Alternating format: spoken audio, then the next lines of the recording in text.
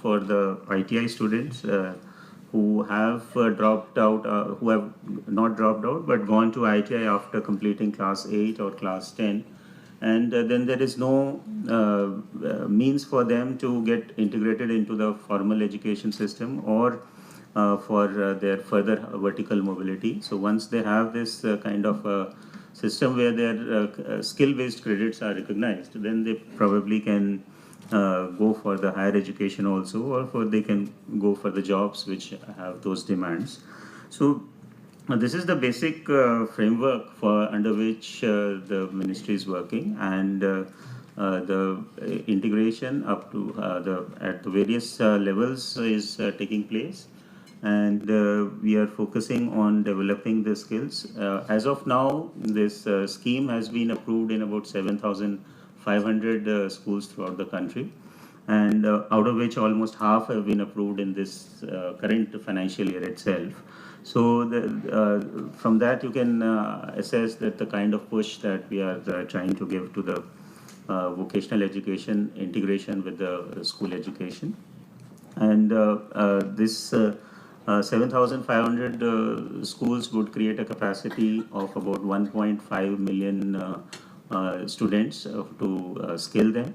And of course, 1/4 of them will be passing out every year. And this is a continuous kind of a process. So we plan to expand this further. And we have a total of 36,000 schools in the country, which of course it is presently only for the government schools. So we have 36,000 composite schools which run all classes from 9th to 12th. And since we have to have some kind of a continuity, so out of 36,000, we have covered 7,500 so far, and in the next 1 or 2 years, we hope to reach it to at least 10,000 schools.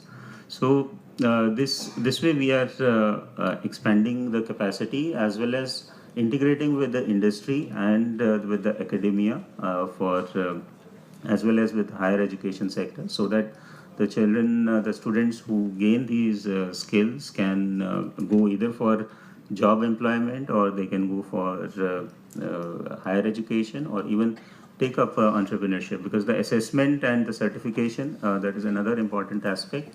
The assessment and certification is a joint assessment. It is done both by the school education board for the theory part and by the industry for the practical part. So the certificate that they are getting out of that joint certification will have more credibility than purely a theoretical assessment. So it will have more credibility in the industry, and hopefully they will have good employment opportunities. The schools that have already completed 4 years and children have graduated out of class 12, mainly in the states of Haryana and Himachal Pradesh. So there we find that the children who graduated out of class 12 with the level 4 skills, so near when the employment scene was checked, and it was found that most of them are able to get employment.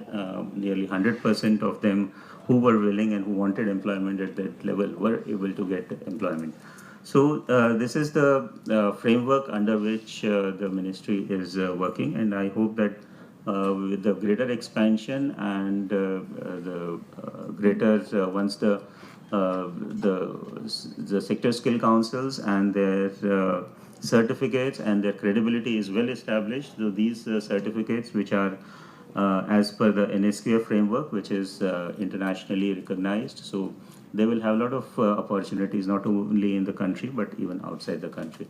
So with these words, I would like to thank you all for listening so intently, and also for inviting Vicky for inviting me here. Thank you.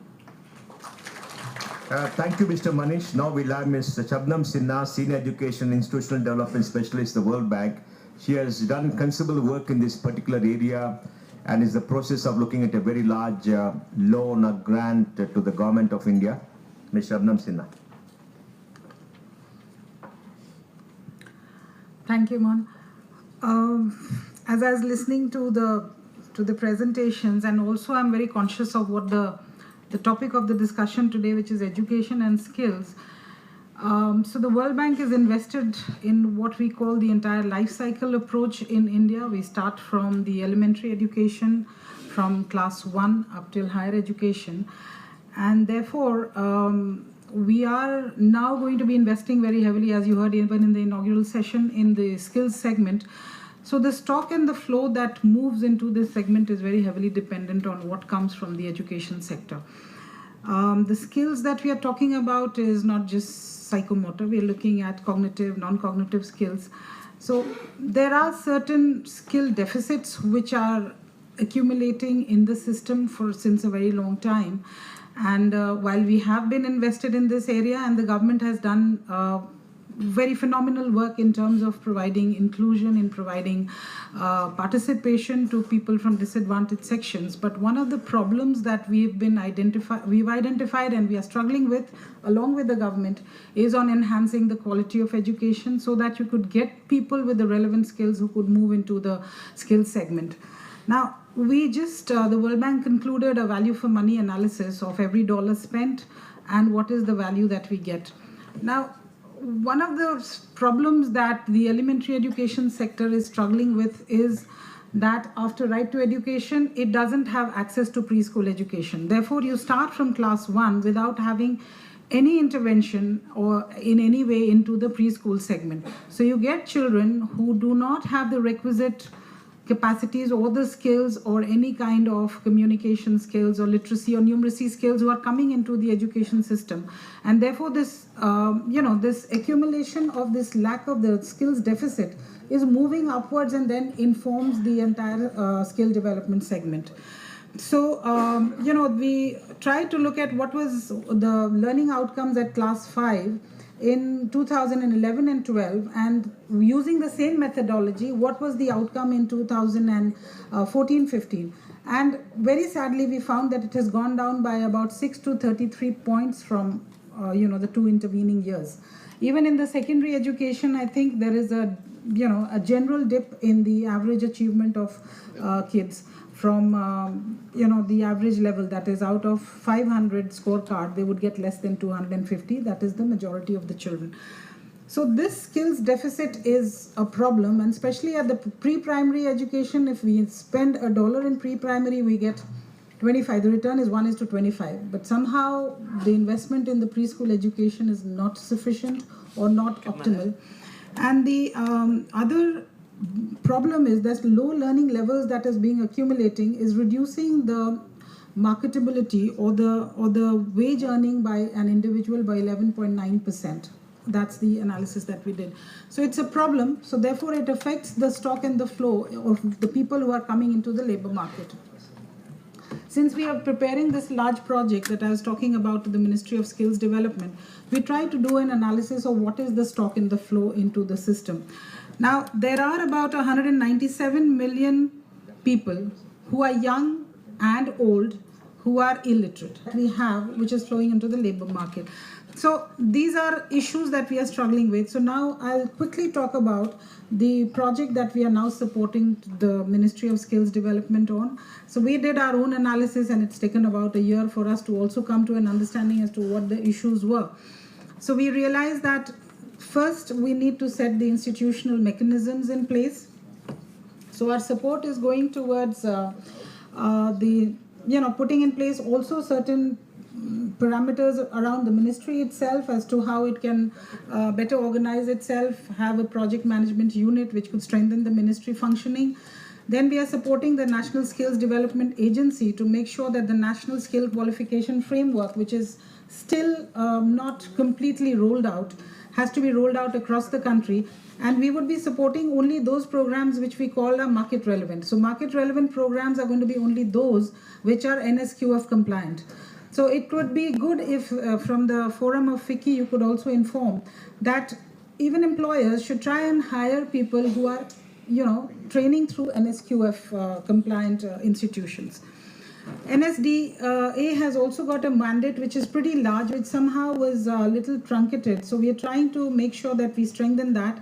We are creating a National Skills Certification Board, which would actually be the certifying body. Just like there is a CBSE at a secondary education level, there will be a certifying body which is which is mandated to do the certification, so that you do not have hundreds of people certifying and you do not know which is the credible agency for doing the certification.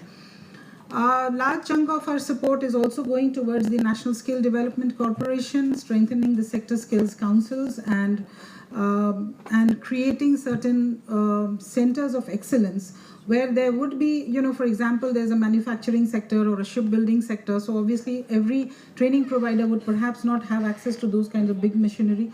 So you're trying to see if we can create these kinds of centers of excellence where massive machinery could be located and where trainers could be trained on doing these. So we're going to focus a lot on trainers and on assessors. A large chunk of the support is also going to the state government. So what we are also understood till now is that the focus was little decentralized. We are trying to make it more decentralized, take the support to the state governments. But our funding is going towards outcomes. So the moment we get certain outcomes, we trigger our support. So it's called results-based financing. So the moment we get the results, our finance is allocated based on those results. And the states are going to get a big chunk. So Mohan was discussing with me in the morning that suppose a state wants to do a pilot or some innovation. So what we are doing is we are asking for results. The states could do pilots, they could do direct benefit transfers, they could do any kind of innovation they want within the given parameters of the funding packet. But they have to give certain results. That is, how many people have been trained, what is the breakup of the scheduled castes, the scheduled tribes. Female labor force participation is very low, it's 31%, and it's been dipping over the last 10 years. So, these are the parameters on which the state support will be judged, and it will be allocated by the national government. But what we are trying is that the planning has to happen at the district level.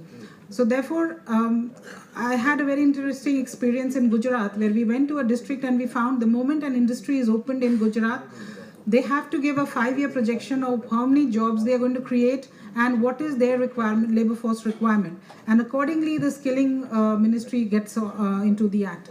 So this is something we're trying to institutionalize within this framework.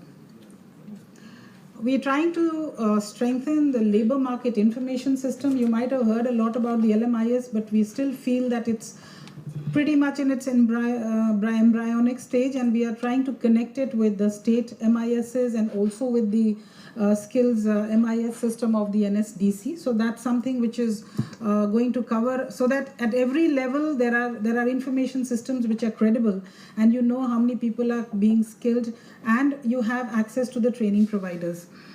A last important component of it, which I think will be relevant today, is that we are creating a skills fund, which is a kind of a public-private partnership, which will be run by the NSDC, which is as of now, it's a $200 million support to the National Skill Development Fund, which has been created by the Government of India.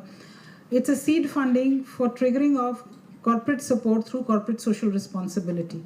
So every dollar that the corporate puts on the table, this fund will provide $1, so that you can match it and create interesting interventions so that you could meet the labor market requirements of a particular geography, in case it's a business house that's located in a particular area.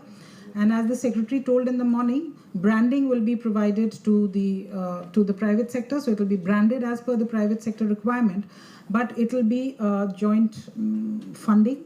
And it's a 200 million plus 200 million. So we're looking at a 400 million fund, which will be a public-private partnership, and it will be supporting interesting interventions. So broadly, that is what I was wanting to inform the audience today. And we will hopefully try and have more events around the Skills Fund, when we will want to take your views. And also we'll want to take your views on social entrepreneurship, and also on how we can bring in more, younger people into the fold and take their views, because I think we need fresher blood and newer ideas, because we're trying to do something which is rather innovative. And and the last thing which I wanted to mention to the MHRD is that would it be possible that the credit framework which is being put in place, Manish, the credit framework which is being put in place by the NSQF people, so if there is alignment between NSQF and the credit framework, then half of the problems of these kids are sorted out, because if you have done if you are a class 10 fail but you have got access to that NSQF, you are compliant with that and you get that credit, you could be considered a class 10 pass. So let us look at these innovative mechanisms, because we can't sort out the problem of quality in a day. So let us end on the note of hope, and I'm sure we'll manage to do something good. Thank you. Shabnam, thank you very much. That's a very